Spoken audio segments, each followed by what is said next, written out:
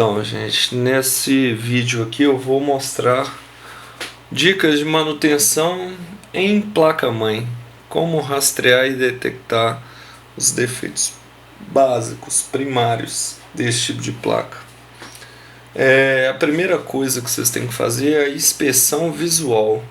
Ver se tem algum capacitor eletrolítico estufado. Ele não estufa só por cima, viu? Ele também estufa por baixo. Então você tem que pegar a placa, virar ela e ver se o capacitor está estufado por baixo. Capacitor cerâmico também costuma fechar curto. O cerâmico, no caso,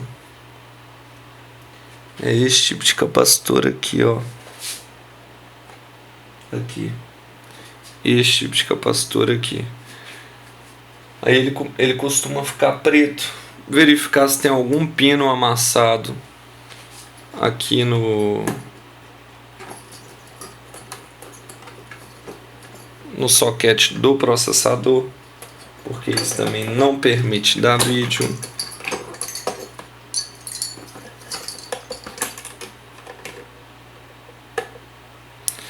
Verificar se tem algum pino amassado aqui.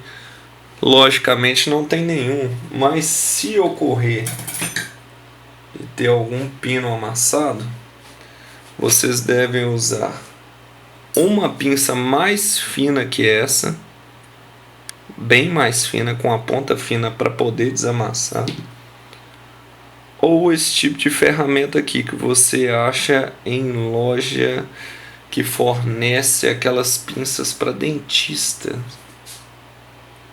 aqueles negócios de mexer com obturação, etc. Aí você pega a ponta e vai desdobrando ela levemente até voltar ao ponto atual. Bem, mais procedimentos básicos que eu devo passar para vocês. Verificar também pontos de oxidação na placa-mãe. Um exemplo, essa placa-mãe, o gabinete do cliente, ele ficou exposto à umidade. Então as patas desse chip estão oxidadas. A oxidação você percebe ela quando ela está em formato de, vamos dizer, giz branco ou então verde, ou até ela começa a escurecer também, porque os componentes eletrônicos eles costumam apodrecer.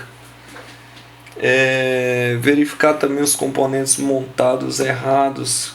Tem pessoas leigas que costumam pegar a memória DDR2 e colocar aqui forçadamente e ligar o equipamento. Ele costuma queimar o regulador de memória. Testar a fonte, verificar se ela está saindo todas as alimentações, que no caso do desktop são 12 volts, 5 volts e 3.3 volts, pois a fonte pode ser uma grande vilã. Testar a temperatura dos componentes. Eu vou mostrar para vocês aqui. Vou ligar essa placa. Fonte de teste, gente, eu sempre aconselho uma fonte com chave de liga e desliga atrás dela. Por quê? Porque qualquer coisa, se der algum pico, o componente esquentar demais, você tem a opção de apagá-lo. Então eu vou ligar aqui a fonte para poder ligar a placa-mãe. Tá? Como é que eu testo a temperatura dos componentes? Normalmente quando eles estão em curto, eles aquecem fora do normal devido à alta resistência encontrada. Muitos desses componentes, quando eles estão em curto, eles costumam a chegar até a queimar o dedo. Então eu aconselho fazer o teste com o dedo mesmo. Vamos supor, o I/O dessa placa aqui, esse chip TE, ele é o responsável por controle das tensões da USB, controle de RQ, rotação do fan, etc. Se ele estiver com defeito, às vezes você encontra o defeito no dedômetro. Você só pressiona e ele vai estar esquentando a ponto de fritar seu dedo. Verificar o chip de rede também, que é o grande vilão. Ele costuma queimar e travar a placa por completo, ele não deixa ligar nada. Normalmente quando ele fecha curto e abre a resistência toda, ele trava a placa por completo. Verificar o chip de rede. O chip de som costuma, quando ele está em curto, ele costuma dar muita tela azul. Os capacitores também.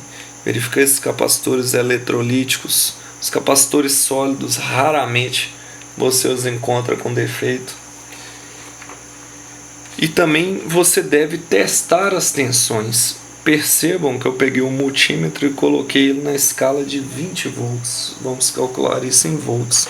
Então o que eu faço? Eu pego o meu aterramento, que é o preto, e ligo no aterramento da fonte, direto na fonte. Correto?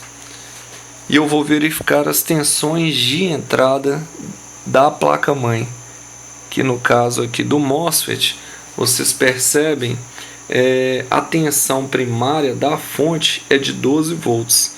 Está chegando 11.64, 11.61 volts. Nesse MOSFET, ele é um MOSFET de entrada. Você também pode testá-lo com a máquina desligada em escala de continuidade. Eu vou dar um exemplo aqui. Se você medir e a resistência estiver baixa, no caso, ele apitar, quer dizer que esse regulador de entrada está ruim e a máquina não vai ligar. Isso é um dos procedimentos padrões que você deve adotar. Entendeu? Nós também temos problema na BGA. A BGA é um chip que fica aqui, ó, debaixo desse dissipador de calor. Deixa eu remover aqui para vocês poderem ter um entendimento melhor.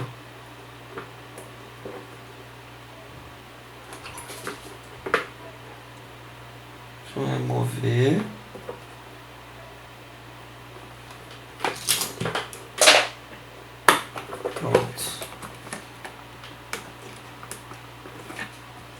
Essa daqui tá fixada. Pronto, removi. Deixa eu levantar aqui. Esse é o BGA. Nós temos uns problemas no BGA que na maioria das vezes podem ser detectados somente pressionando o CI e ligando o equipamento. Vou dar um exemplo bem claro aqui. Novamente nós vamos ligar o equipamento. Vamos supor, ele liga e não dá vídeo. Você pressionou, ele não aquece.